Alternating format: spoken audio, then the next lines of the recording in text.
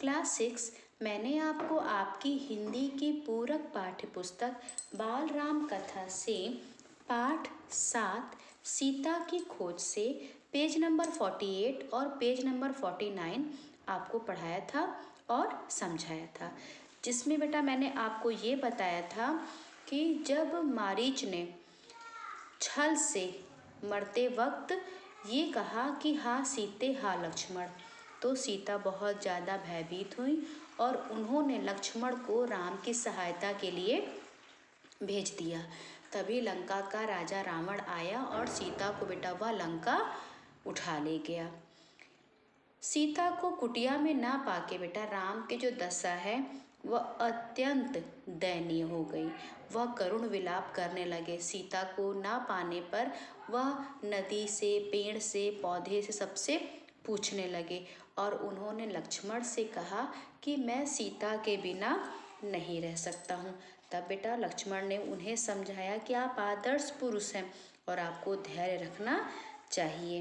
वे जहाँ भी होंगी, सीता जहाँ भी होंगी, हम उनकी खोज करेंगे।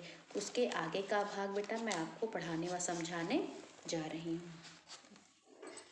सीता हमारी प्रतीक्षा कर। अब आइए बेटा पेज नंबर 50 पर। रही होंगी, लक्ष्मण ने उन्हें ढांढस बंधाते हुए कहा। लक्ष्मण ने कहा बेटा राम से श्री रामचंद्र जी से कहा कि आप धैर्य रखिए, सीता की खोज हम करेंगे। और लक्ष्मण ने उन्हें ढांढस बंधाया, मतलब हिम्मत बढ़ाया और कहा। राम शांत हुए पर थोड़ी ही देर में हाँ प्रिय कहते हुए पुनः विलाप करने लगे। इसी बीच आश्रम के आसपास भटकने वाला हिरणों का एक झुंड राम लक्ष्मण के निकट आ गया।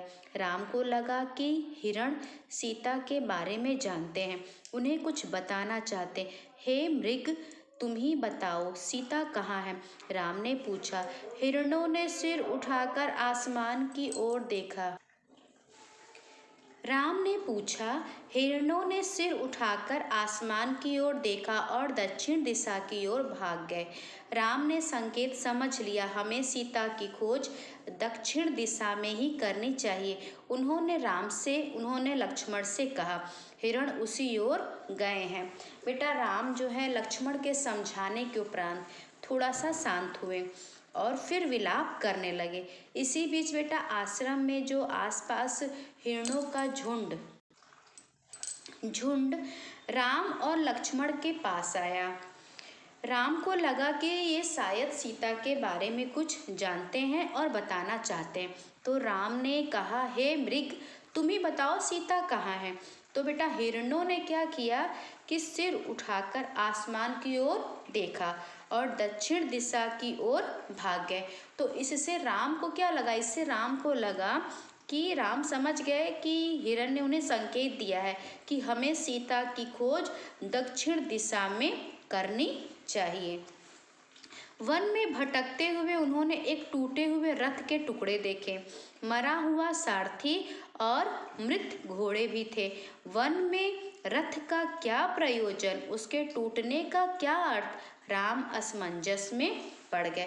उसके बाद क्या हुआ बेटा कि वन में भटकते हुए राम ने क्या देखा कि रथ के टुकड़े, टूटे हुए टुकड़े देखे थे, क्योंकि बेटा जटायु ने क्या किया था, रथ को छत विछत कर दिया था।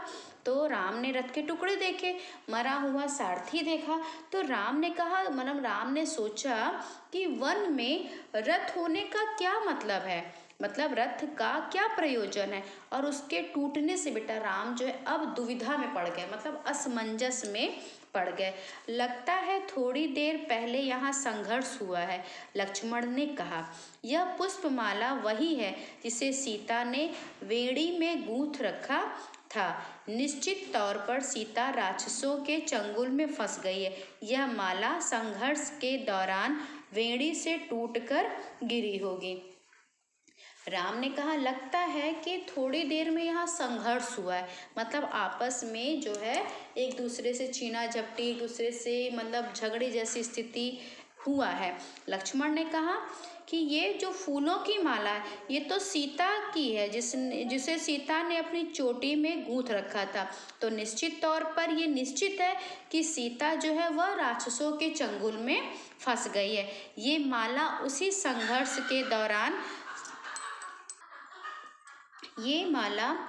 दौरान जो है उनकी चोटी से टूटकर गिरी होगी।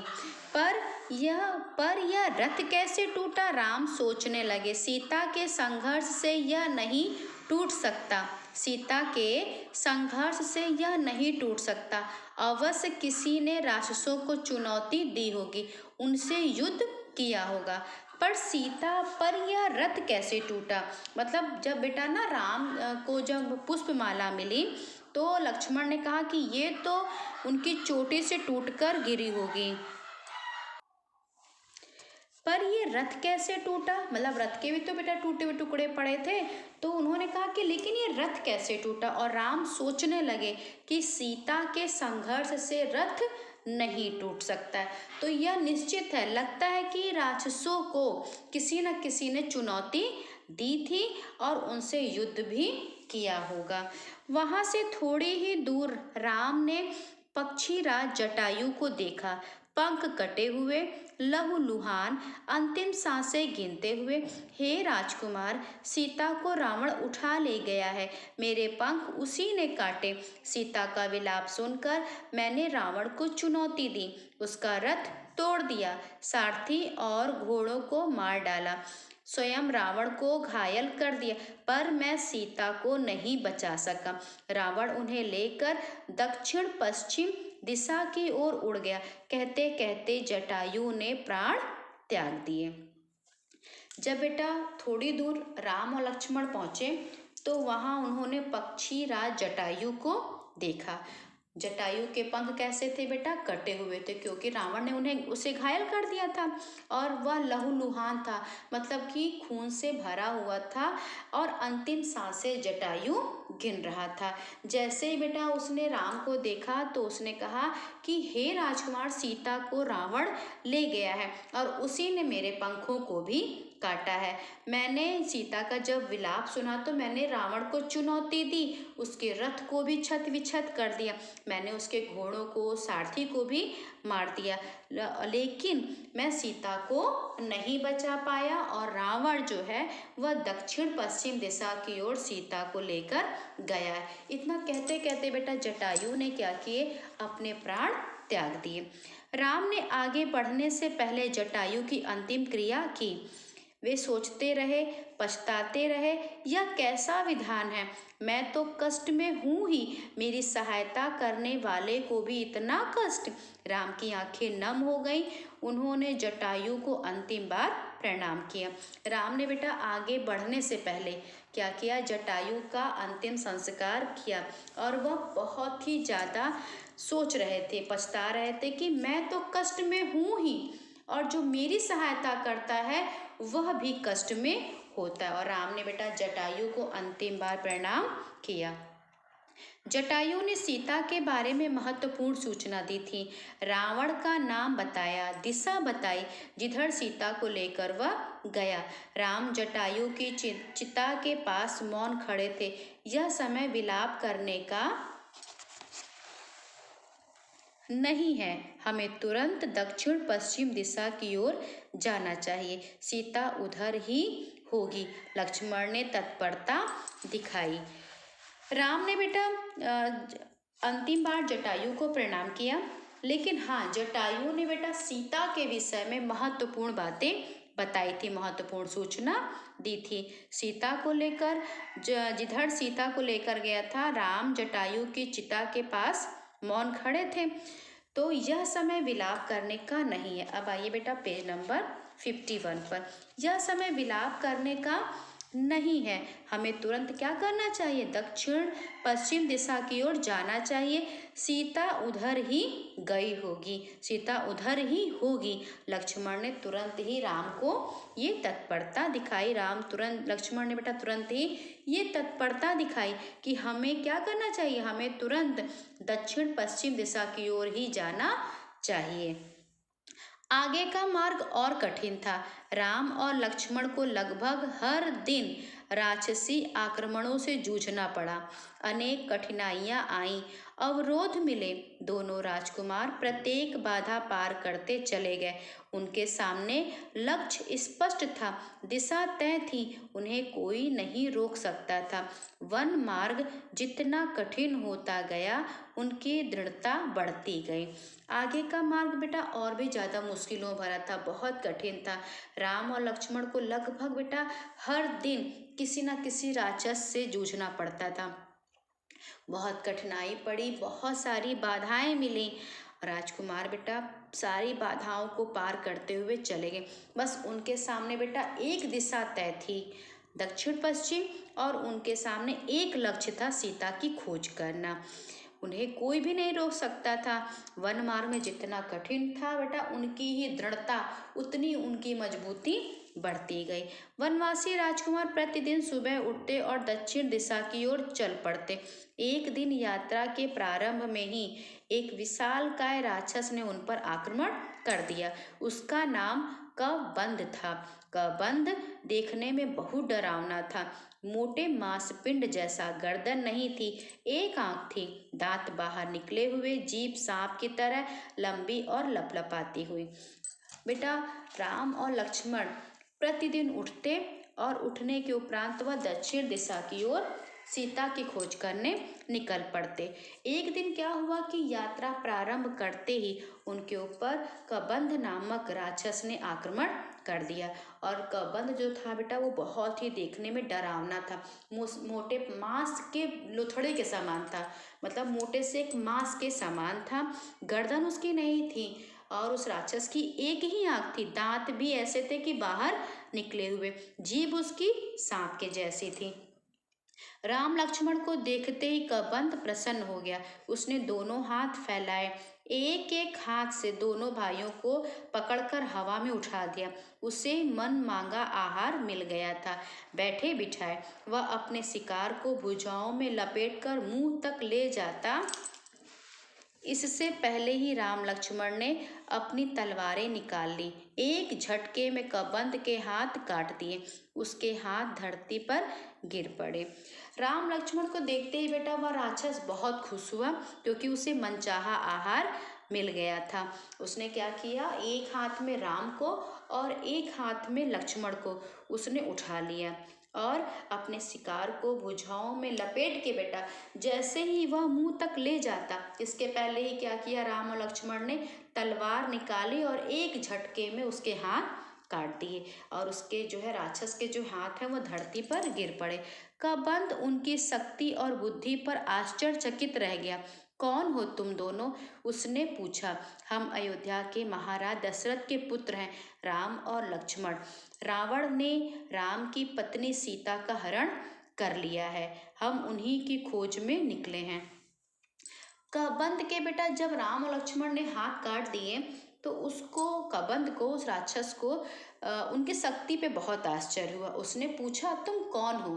तब उन्होंने अपना, मतलब राम ने और लक्ष्मण ने अपना परिचय दिया और बताया कि हम सीता की खोज कर रहे हैं, जिसे रावण हर ले गया है, रावण ले गया है। राक्षस कबंध ने राम के बारे में सुन रखा था, साक्षात उन्हें देखकर प्रसन्न हो गया। उसने कहा, मैं सीता के संबंध में कुछ नहीं जानता, लेकिन तुम दोनों की सहायता का उपाय बता सकता हूँ। मेरा एक छोटा सा आग्रह स्वीकार करो तो मेरा अंतिम संस्कार राम करे। राक्षस कबंध ने बेटा राम के बारे में बहुत सुन रखा था और आज उसने साक्षात उन्हें देख भी लिया। उसने कहा कि मैं सीता के संबंध में तो कुछ नहीं जानता हूँ, लेकिन हाँ, तुम्हारी सहायता का मैं एक उपाय बता सकता हूँ। लेकिन पहले तुम मेरे एक छोटे से आग्रह को स्वीकार करो, मेरा अंतिम संस्कार करो। यही बेटा कबंध ने राम से छोटा सा आग्रह किया। राम ने इस पर सहमति व्यक्त की तो कबंध बोला, आप दोनों पंपा सरोवर के निकट आप दोनों पंपा सरोवर के निकट श्रृंगमुख पर्वत पर जाएं। वह वानरराज सुग्रीव का क्षेत्र है। वे निर्वासित जीवन व्यतीत कर रहे हैं।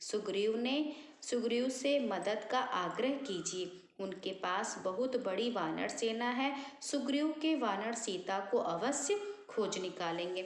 राम ने बेटा, जैसे राक्षस ने कहा कि मेरा अंतिम संस्कार राम करें, तो राम ने सहमति व्यक्त की। तब बेटा राक्षस ने बताया कि आप दोनों पंपा सरोवर के पास एक पर्वत है, वहां पर जाइए।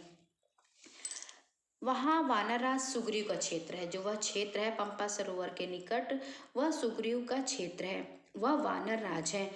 वे निर्वासित मतलब कि निर्वासित कर दिए, मतलब राज्य से निकाल दिए गए और जीवन बिता रहे। सुग्रीव से मदद का आग्रह कीजिएगा। उनके पास बहुत बड़ी बंदरों की सेना है और सुग्रीव के जो वानर सेना है वह सीता की खोज अवश्य करेंगे, खोज अवश्य निकालेंगे।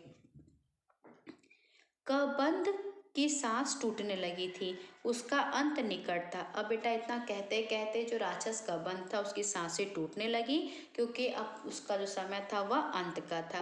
राम और लक्ष्मण को, अब आइए बेटा पेज नंबर 52 पर।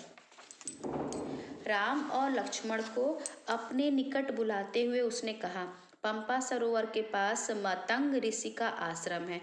वहीं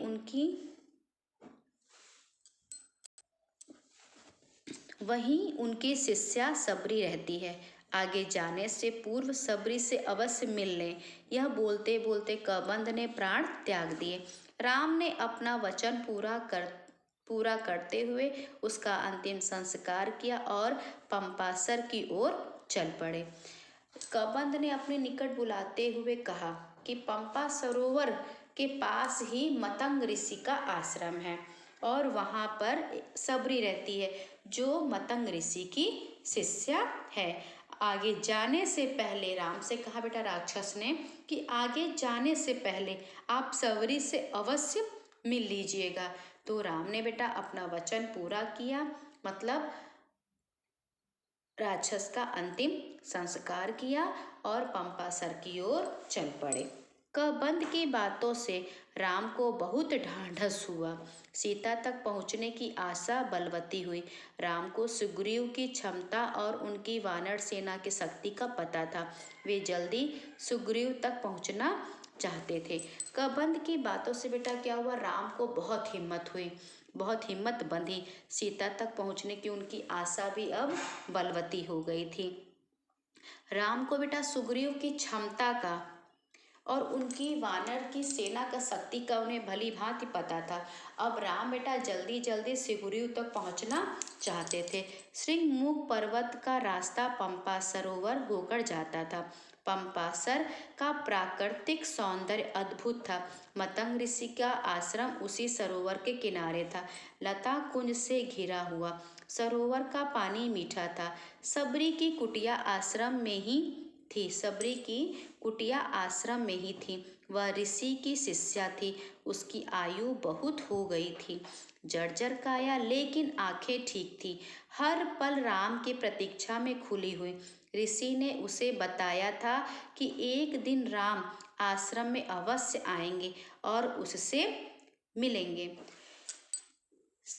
श्रृंगमुख पर्वत का बेटा जो रास्ता था वह पंपा सरोवर के होकर के ही जाता था और पंपासर जो था बेटा वहाँ का जो प्राकृतिक सौंदर्य था वो अद्भुत था, निराला था। मतंग ऋषि का जो आश्रम था बेटा वह उसी के सरोवर के ही किनारे पर था और चारों तरफ से लताएं और बाग बगीचे से घिरा हुआ था। सरोवर का पानी बहुत मीठा था और जो सबरी थी बेटा वह सबरी की जो कुटिया थी वह भी आश्रम में ही थी। वह ऋषि की शिष्या थी। सबरी की आयु बहुत हो चुकी थी लेकिन आंखें ठीक थी और बेटा वो सबरी जो थी वो हर पल श्री रामचंद्र जी की प्रतीक्षा कर रही थी, क्योंकि ऋषि ने एक दिन उसको बताया था कि राम आएंगे और तुमसे अवश्य मिलेंगे। राम को आश्रम में देखकर सबरी बहुत प्रसन्न हुए। उनकी आव भगत की सेवा की, खाने को मीठे फल दिए, रहने की जगह दी। उसकी आंखें तृप्त हो गईं। राम ने उससे सीता के संबंध में पूछा। आप सुग्रीव से मित्रता करिए, सीता की खोज में वह अवश्य सहायक होगा। उसके पास विलक्षण शक्ति वाले बंदर हैं। सबरी ने राम को आश्वस्त किया। अगले दिन राम श्रृंगमुख पर्वत चले गए। उनकी व्याकुलता अब और घट गई थी। मन की शांति लौट आई थी। राम को बेटा आश्रम में देख के सबरी बहुत ही प्रसन्न हुई। उनकी बहुत उसने सेवा भी की। राम ने सीता के संबंध में जब सबरी से पूछा तो सबरी ने कहा कि आप सुग्रीव से मित्रता कर लीजिए। सीता की खोज में वह अवश्य ही सहायक होगा और उसके पास बहुत अधिक शक्ति है जो विलक्षण है। सबरी ने राम को आश्वस्त किया। तो अगले दिन राम जो है वह श्रृंगमुख पर्वत पर चले गए। उनकी व्याकुलता अब और घट गई थी। उनकी जो व्याकुलता थी अब और घट गए थे, क्योंकि बेटा सीता का पता बताने के लिए, सीता की खोज में सहायता करने के लिए अब उन्हें पहले तो उनकी कबंध नामक राक्षस ने सहायता की कि आप वहाँ चले जाइए, पंपासुर सुग्रीव से मिलिए। अब सबरी ने भी आश्वस्त किया कि सुग्रीव जो है वो आपकी मदद कर सकेंगे। तो अब उन्हें पूरी तरह से ये लगने लगा ना बेटा राम को कि हाँ, पहले तो जटायु ने बताया किस दिशा की ओर सीता गई हैं, उन्हें कौन ले गया। फिर उसके बाद उनकी सहायता किसने की? राक्षस कबंध ने, जिसने बताया कि सुग्रीव से मिलिए और सुग्रीव से मिलेंगे तो आपको जो है उनके पास वानर सेना है जो सीता की खोज करेंगे। उसके बाद बेटा वह सबरी से मिले। अब सबरी ने भी पूरी तरह से राम को आश्वस्त कर दिया। तो इस तरह से बेटा राम की जो व्याकुलता थी अब क्या हो गई, वह घट गई, क्योंकि जितना वो व्याकुल पहले थे अब उतना व्याकुल नहीं है, क्योंकि उन्हें ये पता हो गया था कि हाँ, अब वानर सेना से मिलेंगे, सुग्रीव से मिलेंगे तो सीता की खोज करने में उनको सहायता प्राप्त होगी। और इस तरह से बेटा राम के मन को भी, जो मन की उनकी शांति थी वह भी लौट आई, क्योंकि पहले तो बहुत व्याकुल थे। हाँ, लेकिन अब सीता किस दिशा में गई, कौन ले गया, उनकी सहायता इस कार्य में कौन कर सकता है, अब ये राम को पता था। तो राम के जो मन की शांति थी बेटा वह भी लौट आई थी। अब आइए बेटा पेज नंबर 54 पर।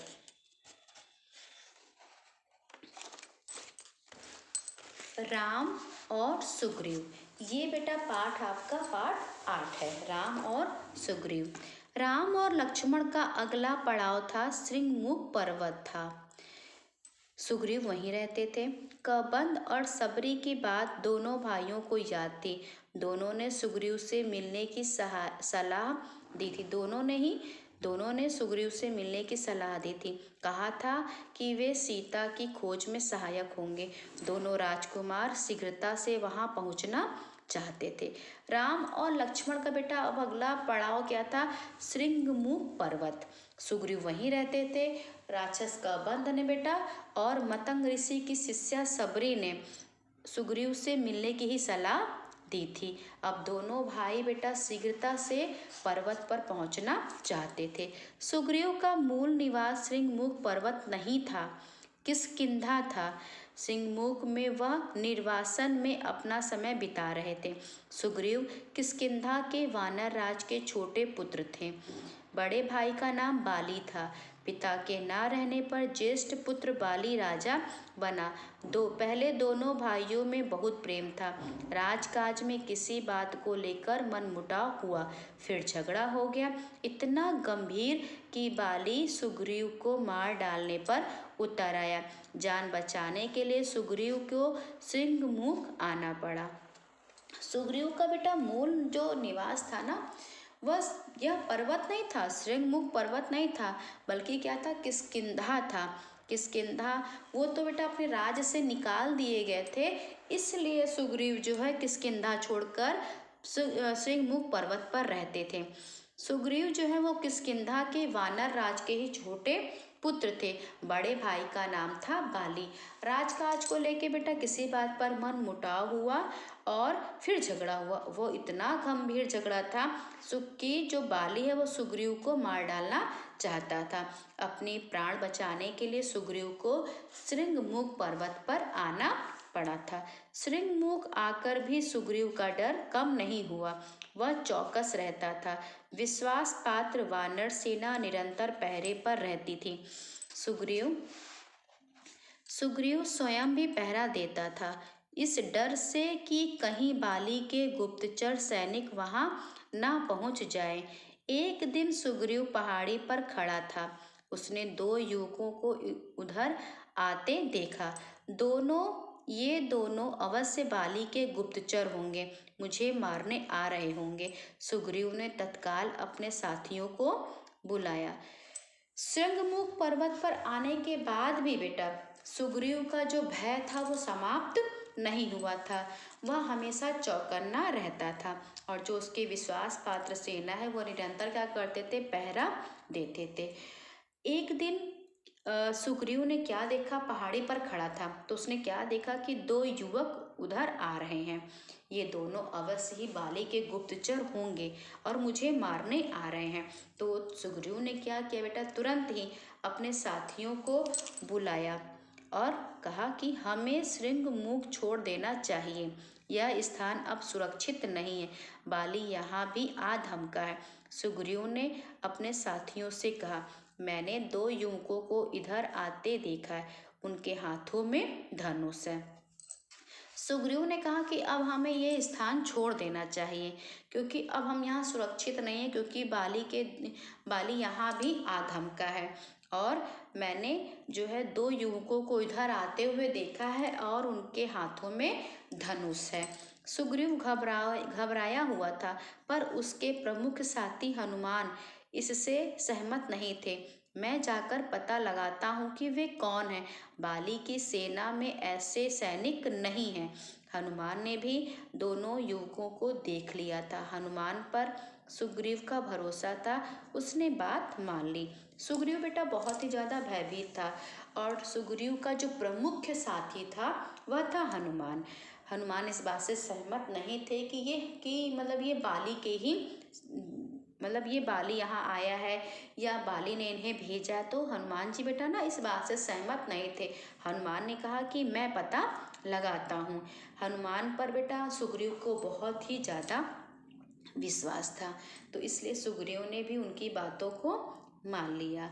आज क्लास 6 आप यहाँ तक ही बेटा पढ़ेंगे और जितनी कहानी जो शेष बची है आज आप बेटा वो भी पढ़ के देखेंगे।